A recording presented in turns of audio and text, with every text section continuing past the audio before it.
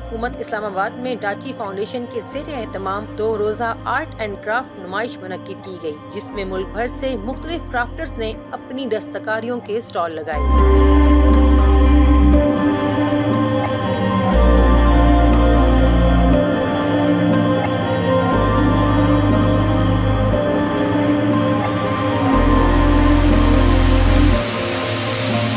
नुमाइश में दस्तकारों ने खूबसूरत आर्ट एंड क्राफ्ट और एंटीक फन पारे और हाथ से बनी हुई मकामी मसनूआत सजाई, जो लोगों की तवज्जो का मरकज रही।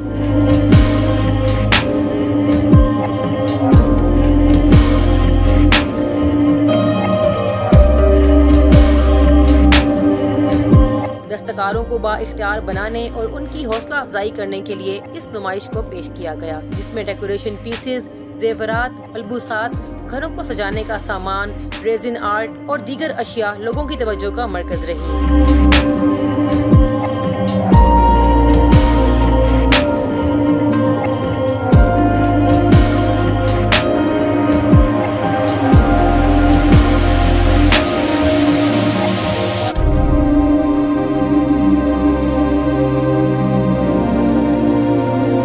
ख्वातीन और फैमिलीज की बड़ी तादाद ने नुमाइश में शिरकत की और दस्तकारों के काम को सराहा।